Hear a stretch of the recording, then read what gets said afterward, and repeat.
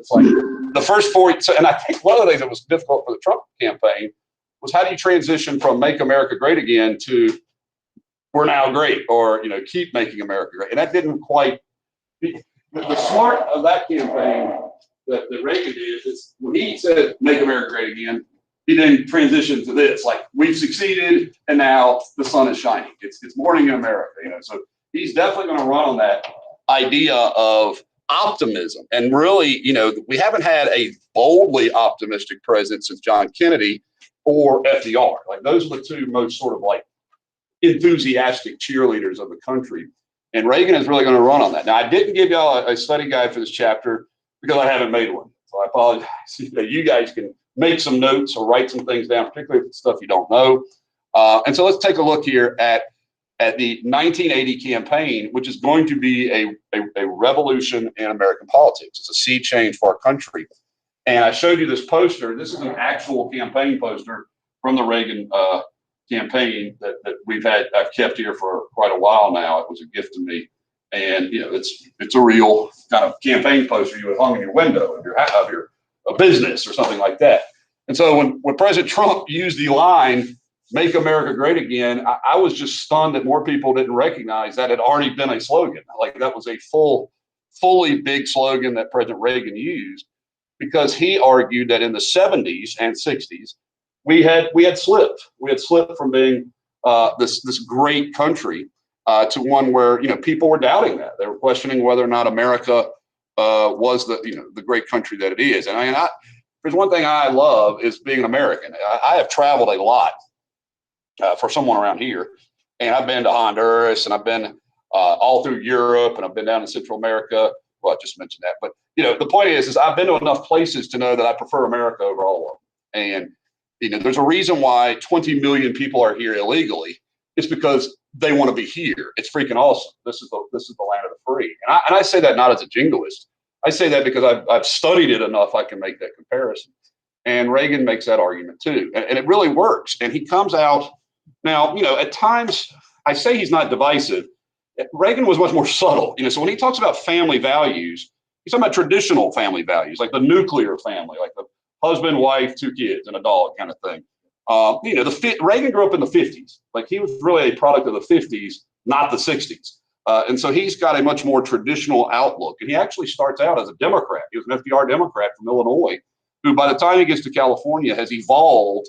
He said, he famously said, I didn't leave the Democratic Party. The Democratic Party left me. In other words, he kind of stayed consistently what he believed the right values were. And he thought that the Dems were no longer that.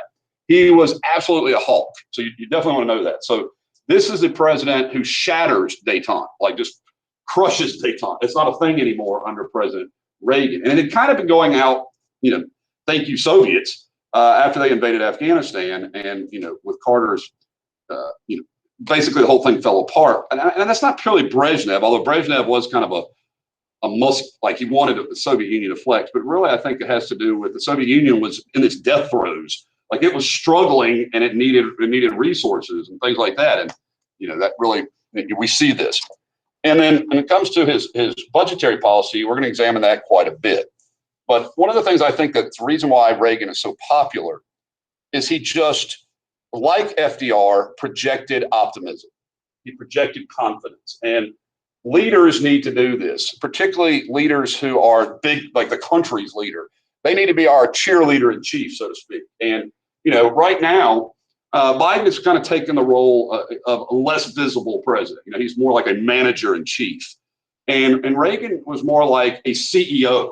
He was the face of America. And that really worked well at the time for a lot of people. And certainly not everyone. There were definitely people who were left out of the Reagan legacy. But, he would be very popular, so much so that after Reagan's presidency, for the next 30 years, you will hear every Republican candidate invoke Ronald Reagan's name.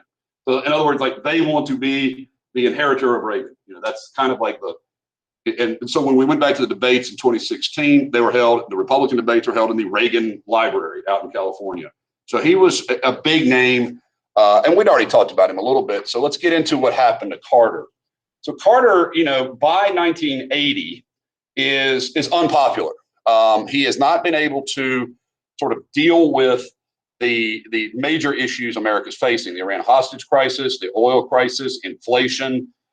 These are just sort of like major problems. And Carter seems sort of, the word we have here is befuddled. Like, he goes up to the mountaintop, gets all this advice, and comes down and tells us, the nation is acting badly and we should wear sweaters. And that just doesn't inspire Americans. It's kind of being preached to. So, interestingly enough, and I hope you pick up on this, Carter was somewhat of a conservative. He wasn't like a full-blown liberal Democrat from the 60s. He had tried to rein in government spending. He really had not had a cooperative Congress. And he had tried to cut federal budgets, and so Carter had been somewhat unsuccessful. But he is going to face a very liberal challenge from his left. So when we talk about American politics throughout most of history, you have guys on the left and guys on the right. Just yesterday, day before yesterday, the Republicans voted in the House of Representatives to get their number 3 person in charge out of leadership. Her name is Liz Cheney. She's the daughter of the former vice president. And because she has, for the last year, routinely criticized President Trump. And because of that, the Republicans kicked her out of the leadership. They're like, you're not the 3rd person in charge anymore. So there are within, like, today's modern Republican Party, the Trump coalition and then the anybody but Trump coalition. So you have the sort of division there. When the Democrats, Carter represented Southern Democrats. Now, not his racial views were progressive, but he was much more traditional, old school Democrat, and Ted Kennedy. Now, this is the 3rd Kennedy to run for president, right? So, of course, John Kennedy, who was president, Bobby Kennedy, who got assassinated, and this is Ted Kennedy, who has been a U.S. Senator from Massachusetts for a while already. And he was Senator Edward Kennedy, but he was known as Teddy. Everybody knew him, called him Ted Kennedy. And I mentioned that earlier that Ted Kennedy had made a really bad decision. He had driven while intoxicated, and across this sort of bridge that connected these 2 beaches up in Massachusetts, and he drove off this sort of bridge with a young lady in the car, and she drowned. He got away, but she drowned to death. And so he wasn't convicted of killing her or anything like that, but everybody kind of viewed Ted Kennedy as a good guy, but a heavy drinker. And so he got kind of a pass, probably because of his name and who he was. But that story, which was 10 years old, resurfaced during this campaign, and it sort of ended Ted Kennedy's run for president here. So Carter will be the Democratic Party's nominee, but he's already faced heavy defections within his own party. So he's not nearly liberal enough for sort of the liberal wing of the Democratic Party, which was a big part of the Democratic Party. So here comes Reagan, and this guy there's a reason why he literally looks presidential. Like, Reagan was a movie star, or certainly a movie actor, and he just knew the optics that Reagan utilized were brilliant. I mean, the color of red, white, and blue, and he was very effective. So Reagan gets the nomination pretty easily. He had almost unseated Gerald Ford for the nomination in '76. And one of the things he's going to do is to create a coalition. So you guys know that word, coalition, like a team. So the Reagan coalition, I'm not going to say he creates it. He is effective with it. In other words, he's a part of it. And you have the New Right, which are far more conservative, traditional values, traditional American views, pre-'60s, pre-culture upheaval of the counterculture. So there's that. He's also a very, very conservative / libertarian when it comes to economics, right? So less government regulation, less government taxation, less government. This is the famous president who quipped, government isn't the solution to your problem, government is your problem, and that was a meaningful line. So Reagan, like Carter, will run as an outsider for president of the United States. He had been a 3-time governor of California, and he had helped cut taxes there.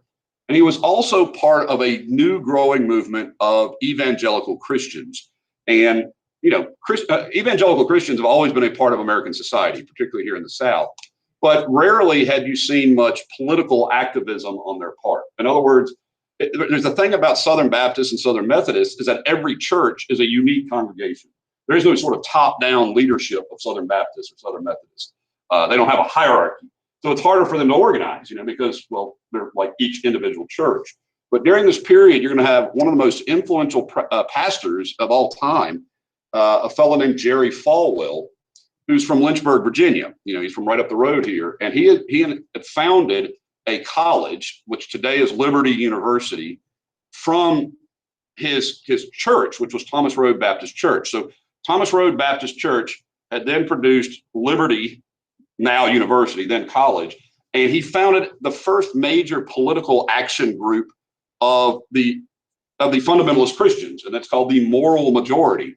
And they're going to take several of the tactics from the sort of liberals of the 60s and 70s, like protests, like marches, like mass mailings, and organize. So this is the beginning of the sort of Christian coalition that will later be called, or Southern particularly, but nationwide, Christians coming together and saying, we're going to vote as an identity. Christians, in the past, you kind of look at identity politics as like race, perhaps, gender. Now it's actually a distinct religious identity, the evangelical Christian or conservative Christian. So, and they're still very, very powerful in our country. This is a very important group. Well, one thing I will say is that his son, he has a couple sons. One of his sons is the pastor of Thomas Road Baptist Church today.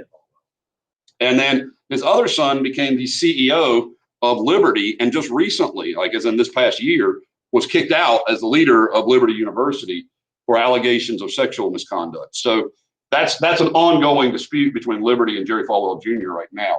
Throughout the 80s and 90s, Reverend Falwell is going to be a massive figure, just like this hugely important figure.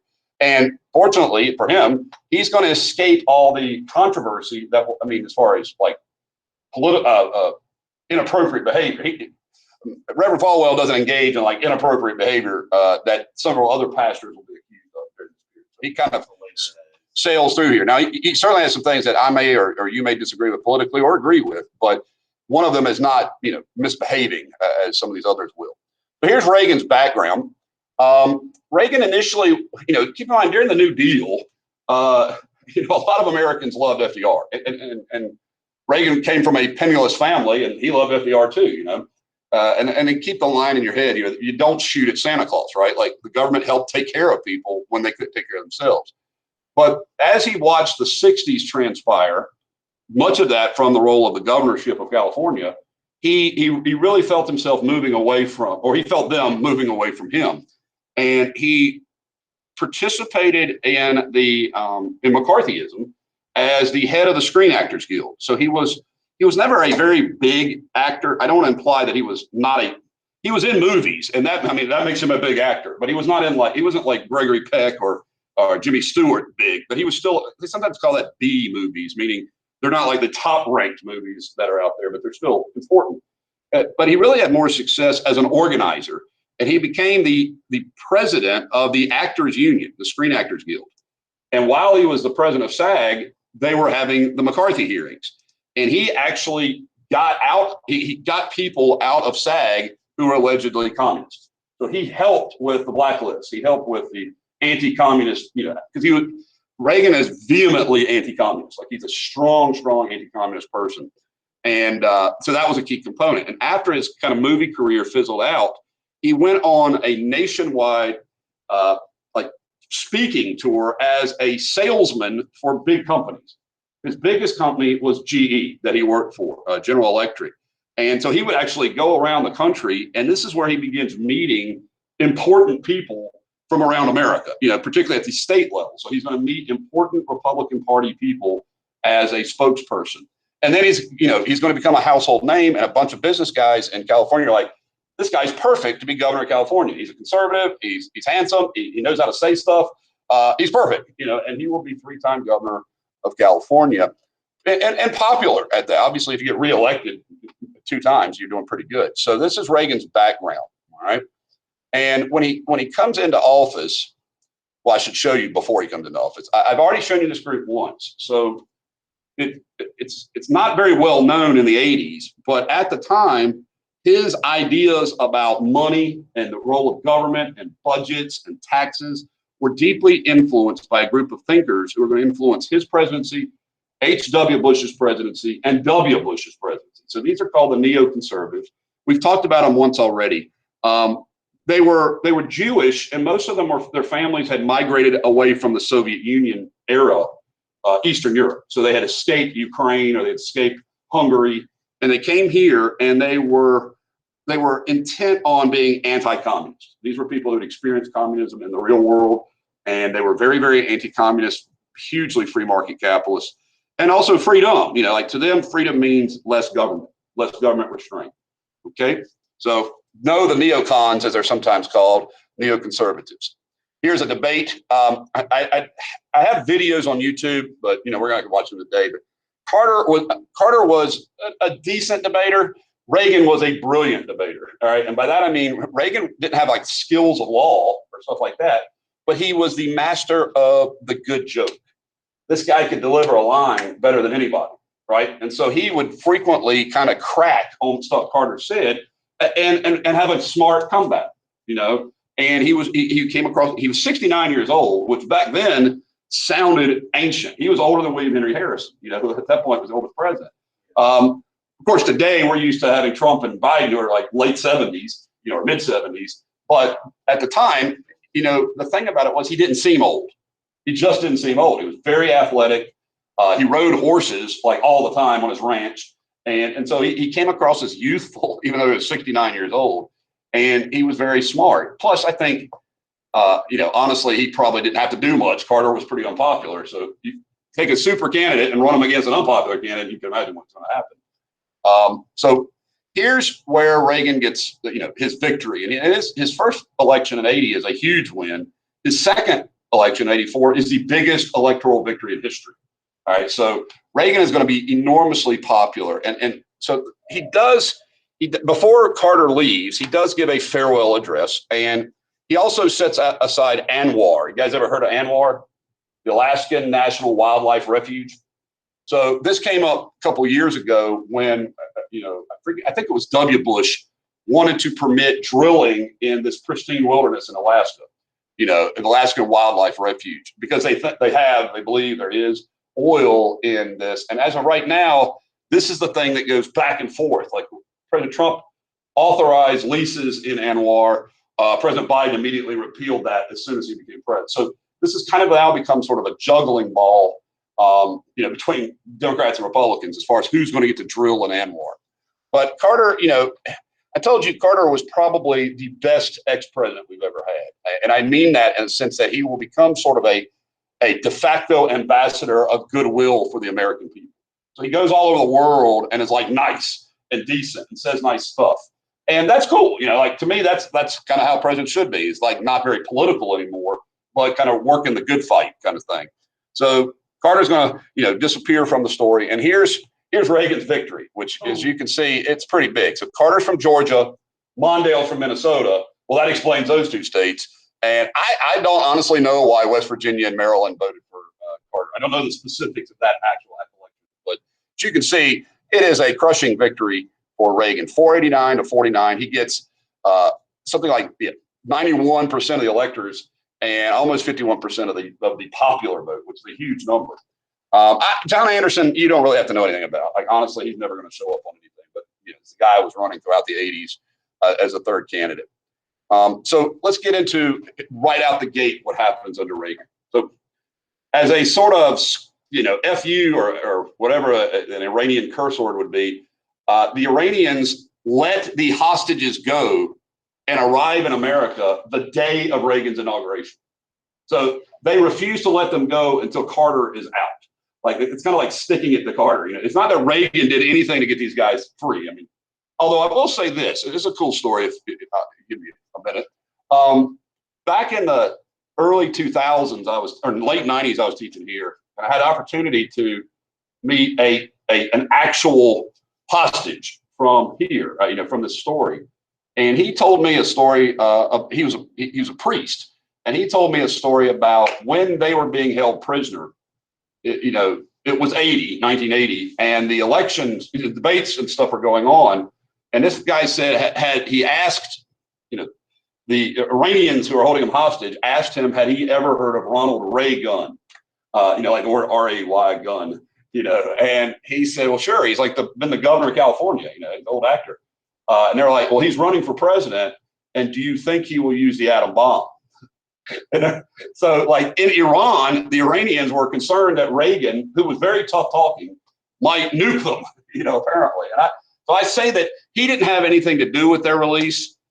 Reagan didn't, but I think his election certainly helped persuade them to release them when they did. So the hostages do come home and are freed that day of the inauguration. The other thing that Reagan does is the quip is, the joke is he appoints to the cabinet the best and rightest, or as in to the farthest right, not brightest but rightest kind of thing. I don't know if that's totally true. So I mean, his Secretary of State and his Defense Secretary, I think, were really solid picks. But the one that got the most controversy is his Secretary of the Interior. So the Interior is the cabinet agency that oversees our nation's public lands. So if you look here, particularly at the reddish color, that's the Bureau of Land Management, right? And all this blue stuff is federal land.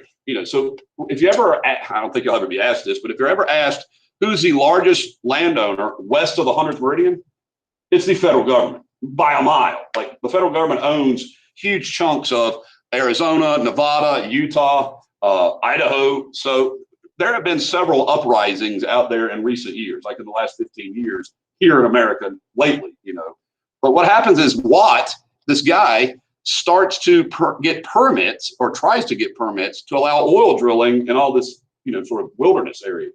So in other words, he's going to turn federal-owned lands, now not secretively, not illegally like Teapot Dome, but just like, here, have personal leases, private business.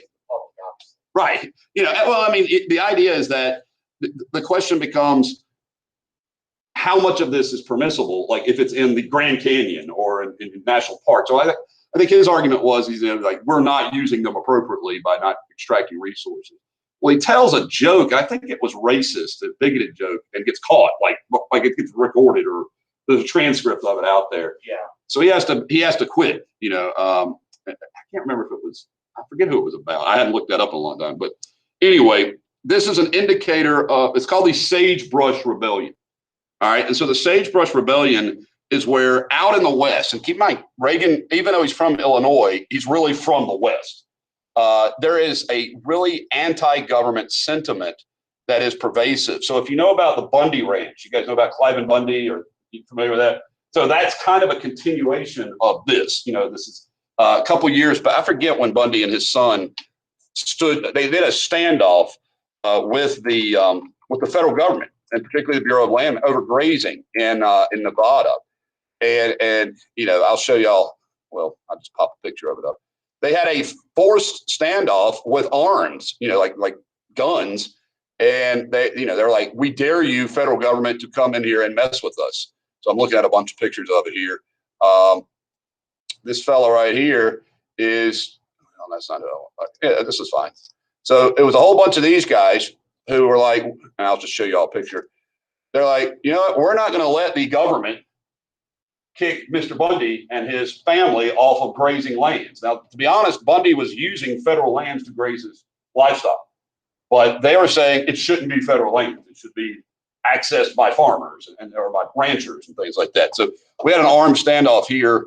It's very similar to kind of what you see in the Sagebrush Revolt in 2014. So that's how recently this was. His son has since been killed, right? I think one of them died because they went up to Wyoming and had another standoff, with the government, and there was an altercation. It's pretty rough stuff.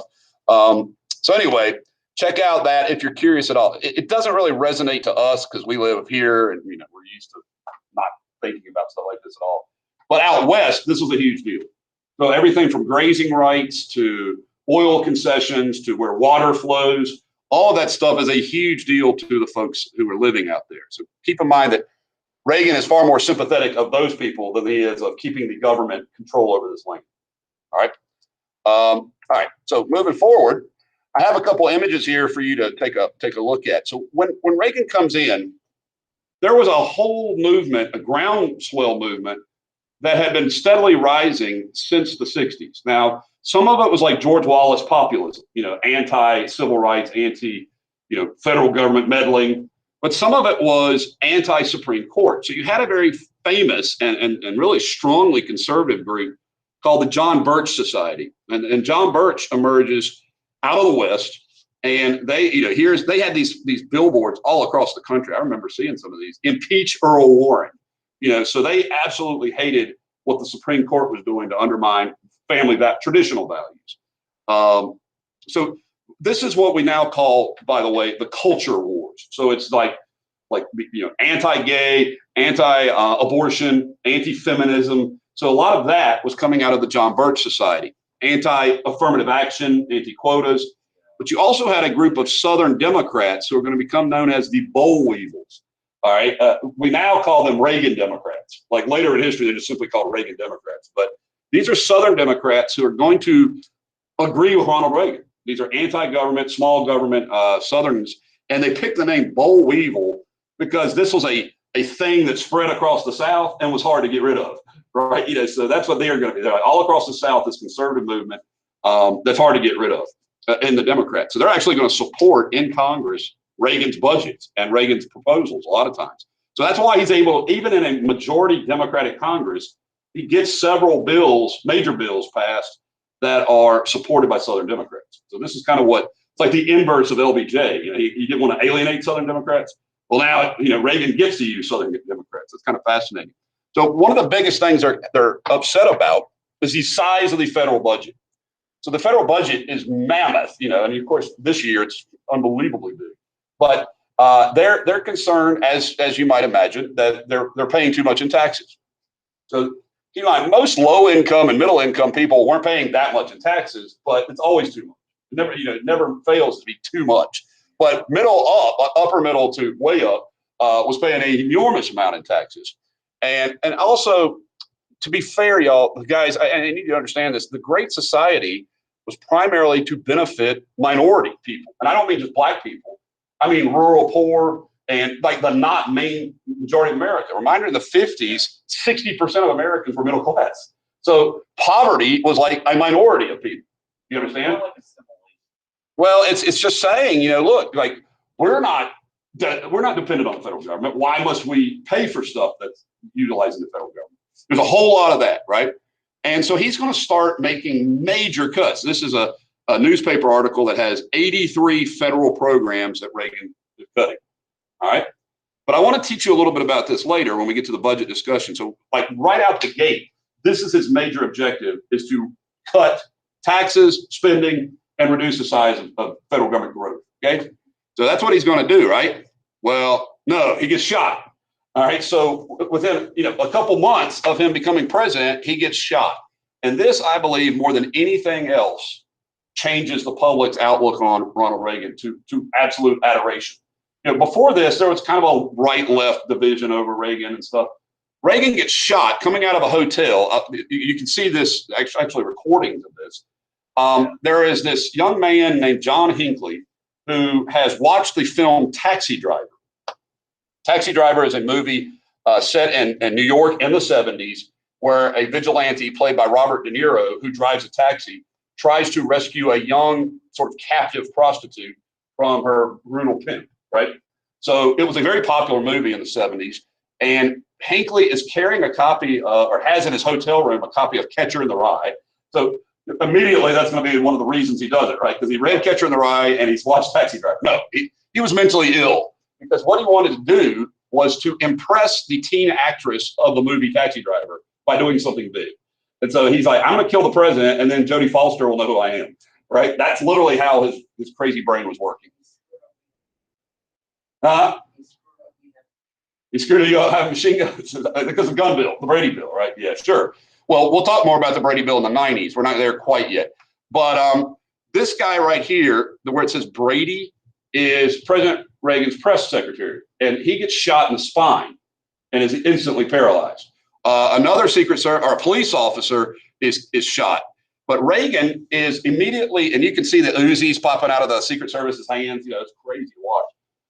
They pop, these guns come drawn like this, and because they hear the gunshots, and it's a small caliber pistol. I forget exactly what it is, not big. And is it 25? Well, what's the caliber? It was a 9mm. Okay, so it wasn't a big gun. It wasn't like a shotgun or anything. It was like, but you can hear the pops in the recording, and they like throw it. They throw Reagan in the limo, right, and they speed off. And one of the Secret Service guys, who was holding Reagan, like on him, pulls his hand away, and there's blood. And they're like, the president's been shot, And so they storm off to the hospital. Reagan is still conscious, and so when they bring him into the emergency room, and he's like getting ready to be sedated, he looks around and he jokes to the surgeons, the doctors, "Well, fellas, I sure hope you all voted Republican." Like, he does this on the while he's getting ready to have open heart surgery, right? The bullet hit his rib, went through his lung, and nicked his aorta, right? Like, came within millimeters of his heart. And it's a type of bullet, which I'm no expert on, but it's a shred. Bullet shreds, and so this thing was like literally millimeters away from just killing the president like that. So he goes into the surgery, and there are all these people holding up signs, get well, Mr. President, stuff like that. And he comes out like within days of his surgery. He's talking to the public. Nancy Reagan, who is one of the more active first ladies in history, is going to come to him, and and he's going to one of the first things he's going to say to her when he sees her, he's going to grin and say, "Honey, I forgot to duck." So this is the kind of attitude Reagan has. Like, he's been shot in the chest and he's cracking jokes. Okay, and once this stuff gets out, he's going to be immortal for that. Within 2 weeks, he's back being president. He's back actively governing the country, and so people are like, "This guy got shot in the heart, and he's like walking it off." So after that, he could basically do no wrong. This was a moment where national sympathy was very huge in the wake of this. Now, Blake mentioned correctly that in the later period, and we'll get to it later, there will be a national gun bill passed that is called the Brady Bill, named after Secretary Brady, or Press Secretary Brady, who was paralyzed in this transaction.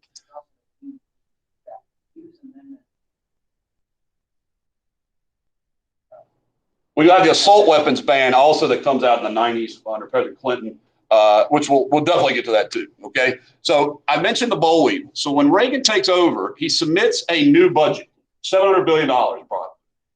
That's much reduced to previous budgets, but it still has a deficit. And Reagan ran against deficits. And so what he wants to do is to reduce the size of government. But the more you take a look at what he reduces, you're like, I'm not really sure if he wants to reduce the size of government or if he wants to relocate where the money is spent. Because in reality, he doesn't really cut the amount of money the federal government takes in. He actually, that grows. Well, I'll explain that in a minute. So what happens is he decides to focus almost all of his cuts on social welfare programs.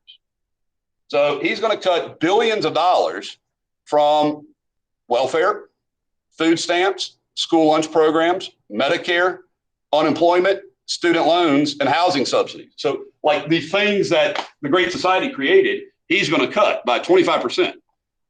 So it's really more, when people look at his cuts, they're like, well, wait a minute, you just hurt the poor. You didn't cut like normal stuff, you cut poor people's stuff. But that's kind of what he does, And I also point out right here, because I don't think it mentions it in the book, in 1981, air traffic controllers are a federal position, and they went on strike. The nation's air traffic controllers went on strike in 1981 because they felt like they weren't paid enough for this very high stress job. Reagan told them to come back by the end of the week or they were all fired. And so when they didn't, I'm talking about like 12,000 people didn't, he fired all of them and said, you can never work in the federal government. And so this guy, like right out the gate, says, no way, labor, I'm not working with you. So that also, by the way, the long-term legacy of that is, it does put some hurt into the air traffic control business. Those guys have had shortages for a very long time because, it's not like that's an easy job. Push it to 10, they call it. So anyway, I definitely didn't want you to not know about the air traffic control strike, and his response is to fire all of them. No sympathy there. He's not going to tolerate that. So I was mentioning his budget. His budget, in reality, he shifts away from social programs billions of dollars, but he increases the amount of military spending or defense spending that actually surpasses the amount of social spending budget cuts he makes. So in other words, he actually increases the military budget well beyond the amount of cuts he makes in social programs.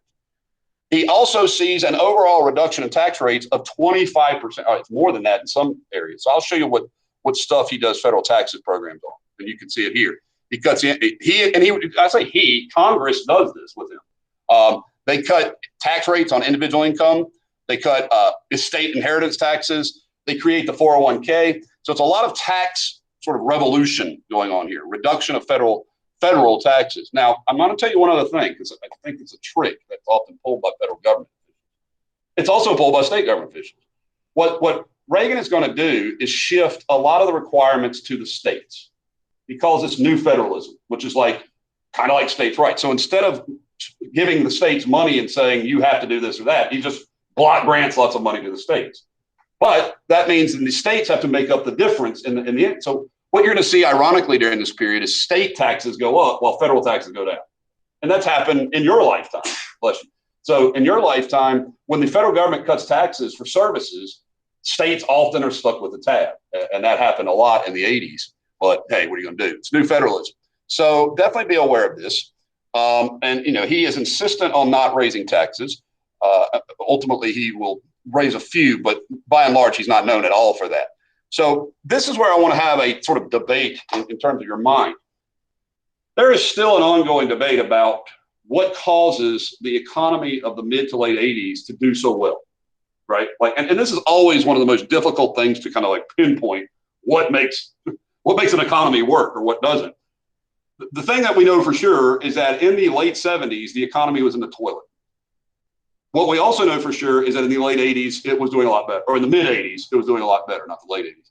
So the debate is really, because right after President Reagan takes office, there's a recession, okay? The economics, more unemployment.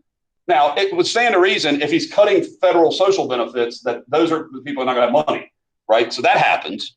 The other debate side is, Democrats are going to blame Reagan for the downturn in the economy in 82, 83, before the end of 83. A lot of bank failures.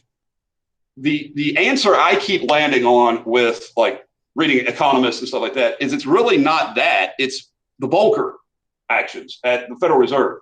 When Volcker raises interest rates to 22%, right? That literally kills inflation. But of course, it puts the country in a deep nosedive as a recession, because if people aren't borrowing money, the economy stops. I hope you guys understand that. Nobody's building houses, nobody's buying cars, and once you stop building those two things, then the whole sector starts to fall apart. So by 83, we know for a fact, though, that there's a recovery. So I can't tell you for certain that it was Reagan's policies that made 83, 4, 5, and 6 better, or was it the end of inflation done by the Carter era Federal Reserve? I don't know that for certain, but I do know that unemployment goes way up amongst blacks, inner city, or the urban communities, particularly during this, which was already bad. So this, again, try to understand that he is going to shift almost the entirety of the domestic spending that was welfare oriented onto the budget will slip over to the military and defense spending. And that's going to be connected to another of his goals. Now, he has it's an unorthodox idea at the time.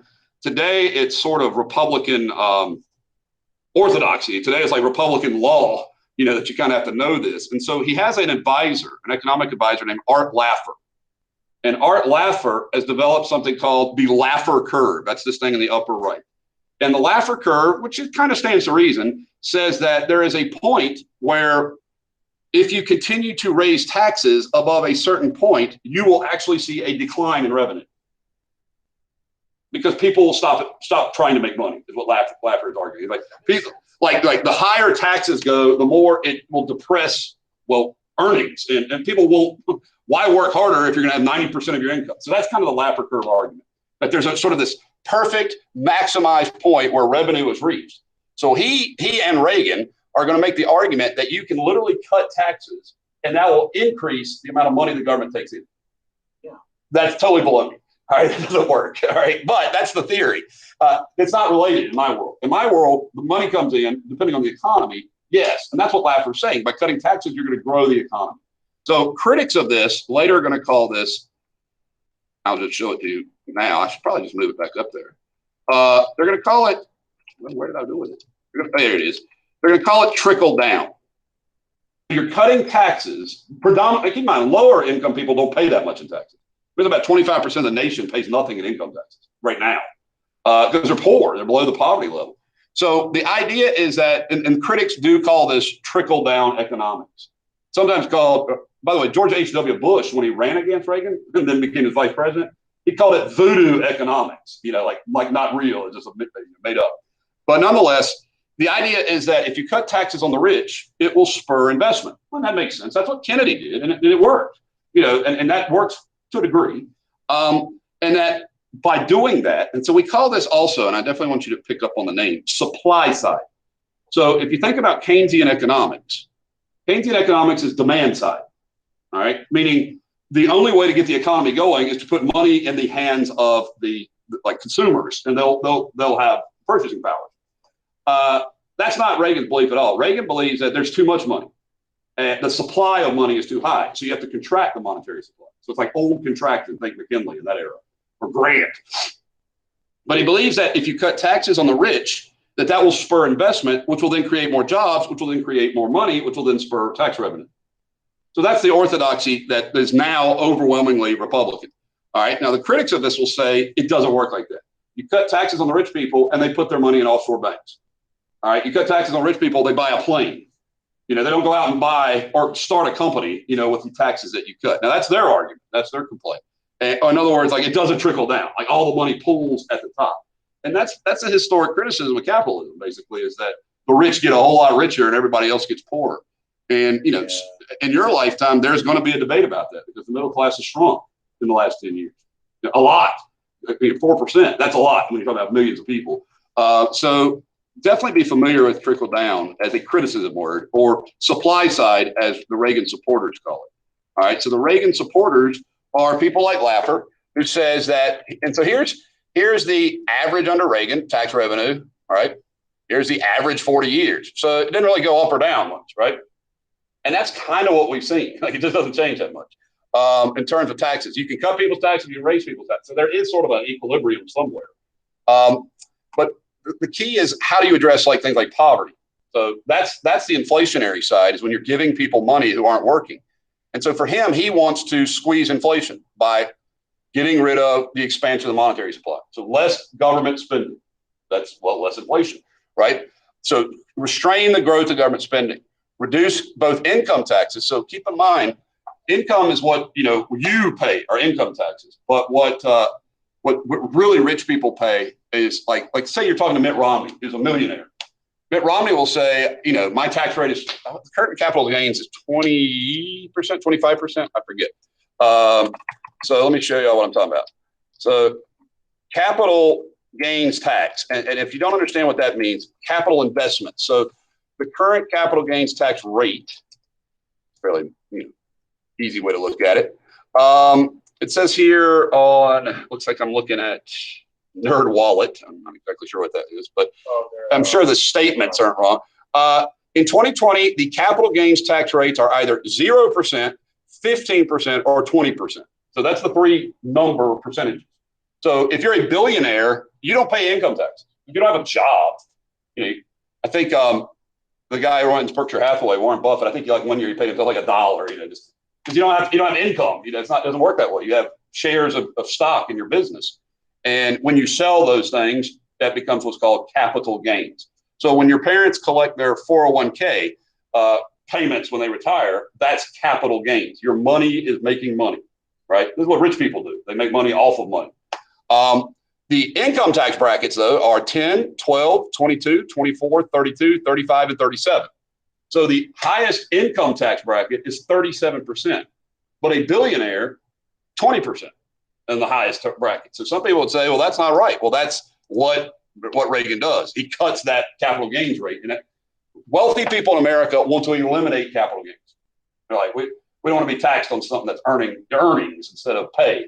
But that's kind of where we are. So Reagan's going to cut that. But ironically, he is going to support a Social Security Commission that will raise payroll taxes. Now, keep in mind, every American who works, I don't care if you're poor or not, pays payroll taxes. So he is going to see major cuts to income taxes, capital gains taxes as well. And so that's one of his major objectives, is tax policy. All right. And also deregulation. So today, if you're a conservative, pretty much the mantra you have is don't raise taxes, always cut taxes, really. And, deregulation. So that's very much the era of Reagan and the neoconservatives. Okay. Now, what happens as a result of this? Well, I told you already, the rich get richer. You see this? Over the last 20 years, 40 years, we have seen the rich continuously get richer, the middle class shrink, and the poor get poorer. Right? So you can determine for yourself whether or not that's good or bad, but that's the data. That's the reality is that the trickle didn't really trickle. And if you look at the highest 5% of earners, it went even further up dramatically, right? So one of the criticisms of the American economic system, which I am concerned about because at my core, I'm a capitalist, is that we don't have a system that does very, very well for equitable. If you're really rich, you have the best healthcare in the world. But if you're not, your healthcare is terrible, right? So this is a problem, and we need to work on sort of basic stuff, I think, as Americans to make sure we can do this. Now, during the 80s, you had enormously rich people getting richer, okay? And the best example of this is the young urban professional. So if you think about the 80s, it's sometimes called the me generation, the go-go 80s. It's the age of the yuppie, who are the young urban professionals. So they did a whole lot of powder cocaine. They were working in finance and business a lot. And they were sort of embodied in the character of Gordon Gekko, who said, greed, for the lack of a better word, is good. All right. So the 80s is a greed-based period. I mean, it absolutely was comfortable with that. And so you would see, here's this lady with her Ralph Lauren suit. Here's this guy in his Gucci with his Rolex and his Burberry coat. So, this, by the way, I should point out during this period, because I think it's ironic when I see people talking about this fella. This guy was literally one of the big figures of the 1980s, right? Like, this was sort of like every yuppie's hero.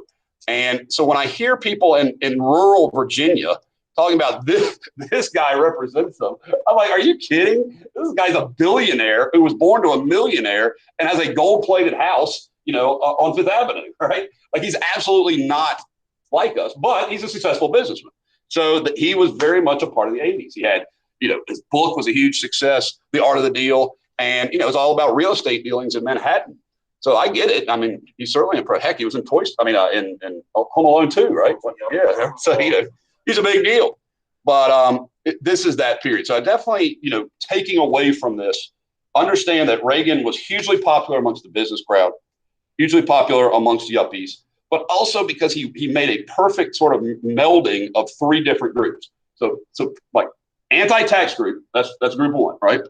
Hawks, group two. So up until this point, the Republicans, kind of the Rockefeller Republicans, the Nixon Republicans were détente. It's like, oh, let's kind of get along with the Soviet Union. Reagan was like, they are the nexus of evil in the world. He called them an evil empire, like directly. So he didn't hold back. He said these guys are evil, these Soviets. And one of the most remarkable proposals he ever came up with, and I've read about this, and it seems like he might literally have been inspired by this story.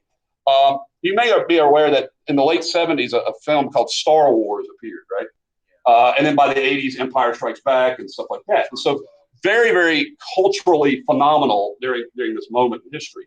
And so Reagan wanted to ramp up because, the Soviets went off the reservation, man. When they invaded Afghanistan and they're cracking down on Soviet Warsaw Pact countries, Reagan's like, we're not going to put up with this. And so he proposes a massive, $1 trillion spending program, right? Called the Strategic Defense Initiative. And this is what it would look like.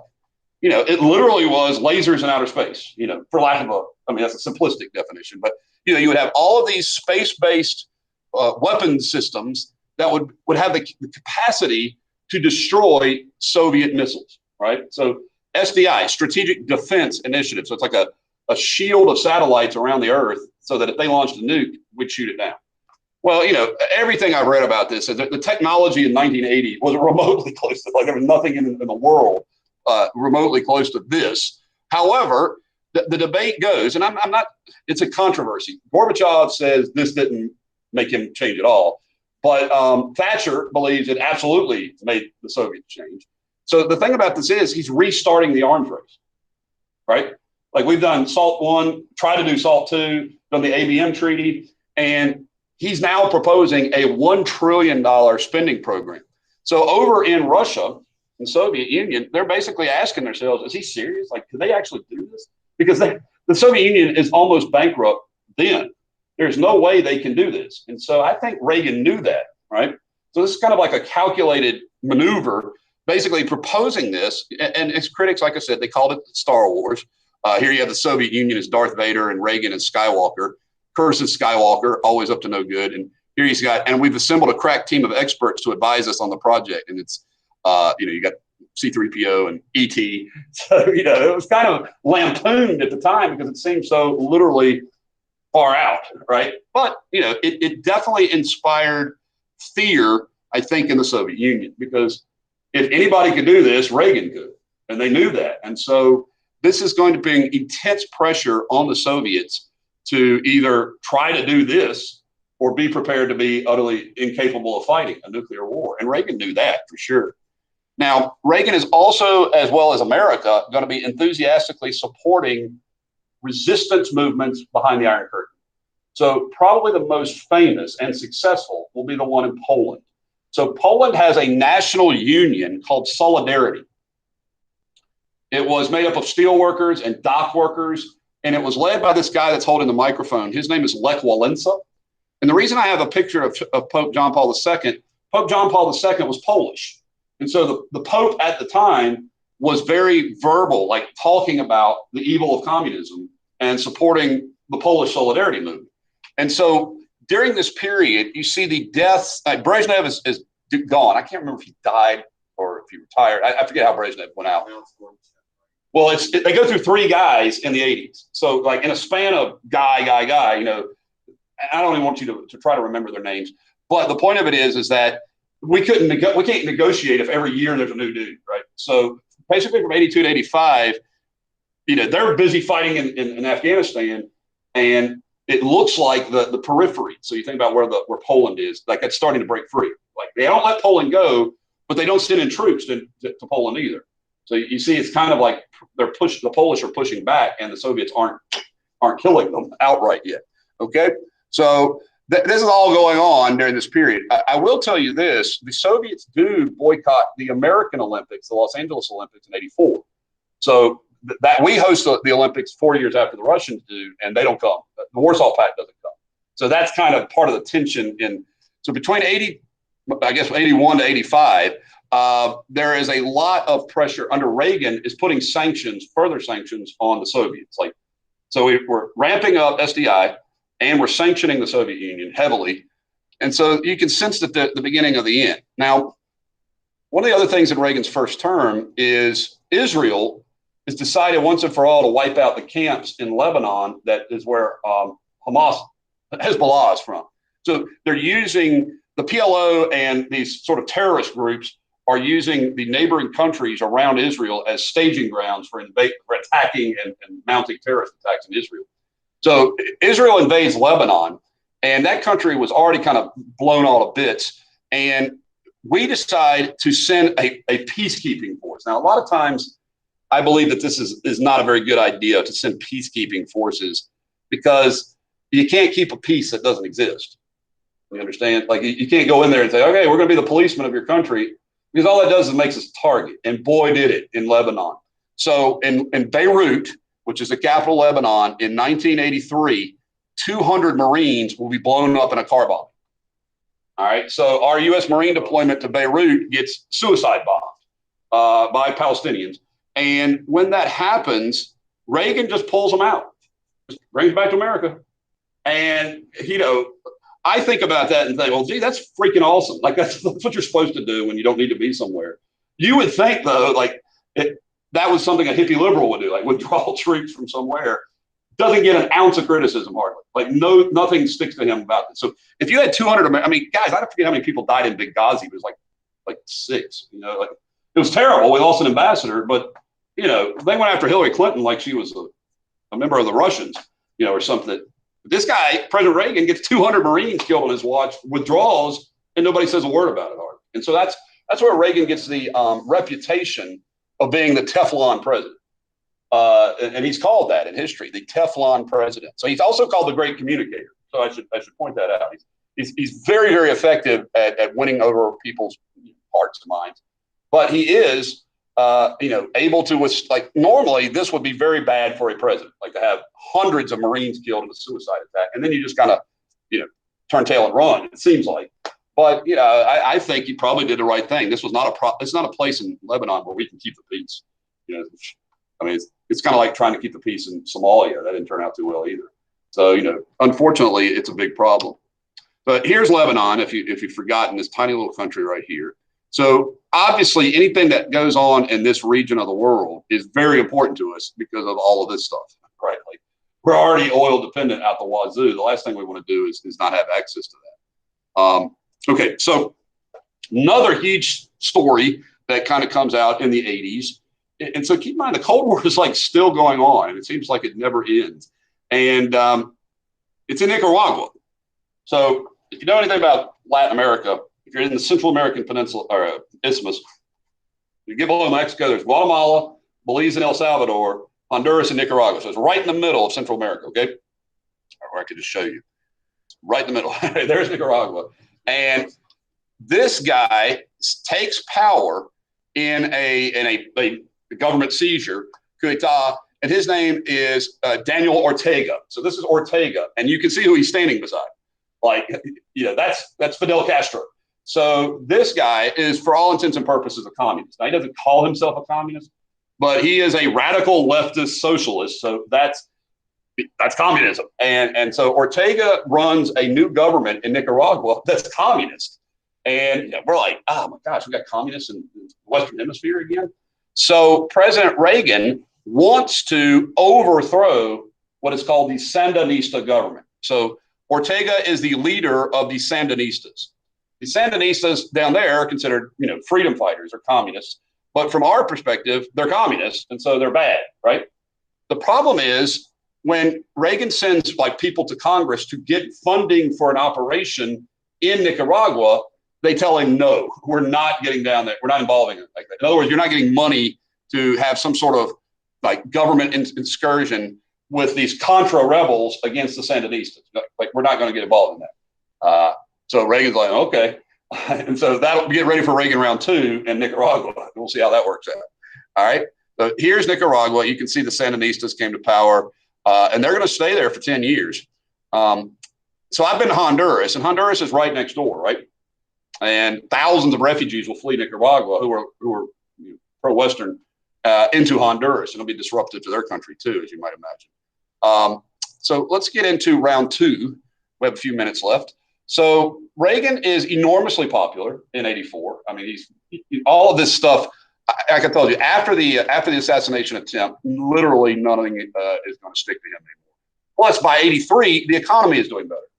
Okay, so by '84, the round 2, he's sailing, on popularity, right? Okay, the Democrats nominate the former vice president, Walter Mondale. And they nominate a woman who's married an Italian American, but more importantly, a woman. For the first time in American history, a major party ticket includes a woman, and her name is Geraldine Ferraro. So this is Mondale Ferraro, and they're going to be running against Reagan Bush. And this is one of those great debates. You can see Mondale laughing. That's because Reagan has just cracked a joke where Reagan has told Mondale he would not hold his youth and inexperience against him. Like, Reagan's 73 and Mondale's old too, but he's like an old 64 or something. So Reagan is calling him young and inexperienced, and he's been a senator and a vice president. So Reagan was just brilliant at cracking jokes. Like, that was his skill set, among other things. And so Reagan is going to sail to the biggest victory in American history. Minnesota is where Walter Mondale's from. That's his home state. And that's the only state Reagan loses out of the entire electoral. So, he wins like 98% of the electoral college. It's crazy. It's almost like George Washington or James Monroe numbers here. So this is by far, and this is bigger than the landslide against with Nixon too. So Reagan soars into round 2, and that's when we meet this guy. All right. And so the Soviet Union has been casting about for like a new leader, and they find the youngest leader in their history. Now, I know he doesn't look that young to you guys, and he has this birthmark on his head. So he's bald or balding, He has this birthmark like right in the middle of his head that looks like Russia. So that is going to be the source of tons of jokes. All right. But you also have Reagan's wonderful relationship with the Prime Minister of Great Britain. This is Margaret Thatcher. And Maggie Thatcher was absolutely like her and Reagan could have been partnered. That's how much their similarities were. She was an anti-big government, reduced taxes, tough on communism. And so they call this, Ronnie and Maggie's big adventure kind of thing. So these two leaders, Britain and the United States, have been pressuring the Soviets. And then you get this new young leader named Gorbachev. And when Gorbachev comes in, he's not an overt reformer when he first takes office. But as the pressure mounts on him, he does something that's kind of remarkable. I almost think of it like judo. Rather than push back. So if it had been Stalin or Khrushchev, anything that Reagan and Thatcher had done, they would have just been like, no way, they push back kind of thing. But that's not what happens here. Gorbachev comes in and starts instituting wonderful reforms. So I want to show you probably one of the other great all-time visits to Berlin. All right. And Ronald Reagan, during this period, is going to go to, I'll put it right here, sorry. He's going to go to Berlin, and he's going to give a wonderful speech, and he's going to describe the Berlin Wall, and he's going to say, Mr. Gorbachev, tear down this wall, right? And so Gorbachev will tell you, he doesn't tear it down because Reagan tells him to, but it does happen. So right after this, basically, the Berlin Wall is allowed to be destroyed. And that's an amazing moment because just a year ago, we were still fully in the Cold War. And then a year later, the Cold War is over. So it's like, of course, that's how all things have to end. But it goes from being hot to being not, just like that, really. Yeah, right? So Gorbachev is going to introduce two reforms in the Soviet Union that you need to know, in the Soviet Union. And not because we told him to, but because he saw the writing was on the wall. Communism wasn't working. It didn't work. Big shocker, right? It hadn't worked for a very long time. The people in the Soviet Union's standard of living was terrible. They couldn't heat their homes or apartments, their government apartments. They couldn't have any fuel for cars or things like that. Food was scarce. So if you're like one of the great powers on earth, your people should be comfortable, right? And so Gorbachev decides to make two major reforms. Glasnost, which is to begin allowing things like freedom of speech, right? Like political parties to be formed, countries in the Warsaw Pact to have protest parties. So he eases up control. And once he lifts the kind of boot off the neck, the whole thing falls apart. Like if you're not going to be Stalin or Khrushchev, it's over. And so Gorbachev could have decided to and he did for a minute. For a minute, he decides to try to put send tanks into Eastern Europe. And then he changes his mind. They back off because this is the moment, and he seizes it. He also restructures the Soviet economy during this. So I should show you a picture of Gorbachev with one of my all-time favorites, because he is going to be later in history a salesman for this company. So yeah, right. So you're actually going to see him open the West to open the Soviet Union to the West, and so you're going to see something like this.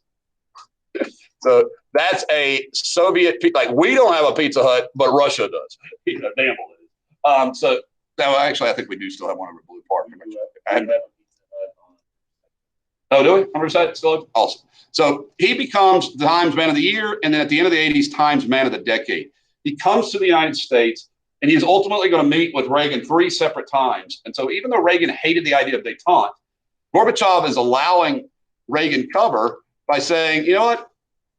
We're ending the Cold War, and so Reagan is going to have a great relationship with Gorbachev. Gorbachev is not a bad guy, so to speak, like the other guys. And so they're going to work together. And here is a treaty they're going to work out. And so you have this treaty called the INF Treaty.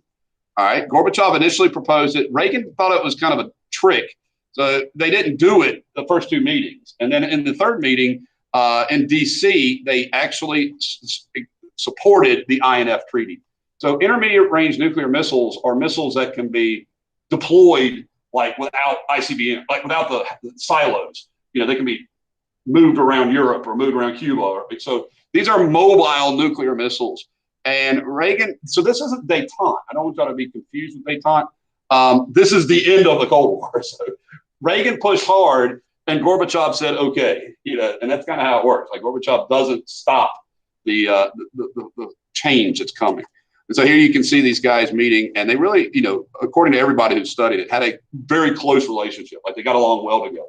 They laughed together, and it was cool, So this is a bizarre change from our history just a couple of years before. All right. So be familiar with the INF treaty. No more intermediate range nuclear missiles in Europe. So no more in like Germany or in Poland or places like that. Meanwhile, there are a few other places around the world that are important.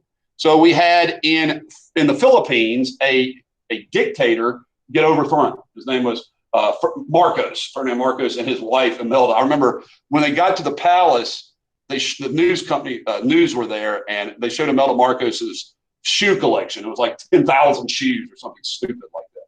But perhaps more importantly for the future, and keep this in mind, Libya was a state sponsor of terrorism. So we were fighting terrorism in the 80s. Remember Lebanon, Beirut?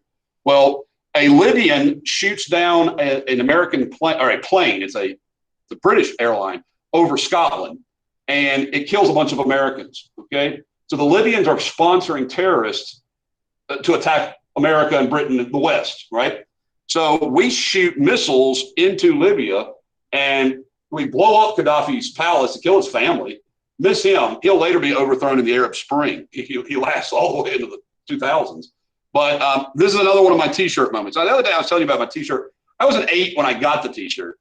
These shirts hung around for a while. You could still get your hand on them because they're vintage. So there's 2 shirts that were really popular in my teenage years. Like if you guys have seen Stranger Things, that was my childhood, except minus the extra dimensional beings. So this is a T-shirt that was popularized after our attack on Libya. And it says, I fly 6,300 miles to smoke a camel. So that's missiles shooting at Gaddafi on a camel.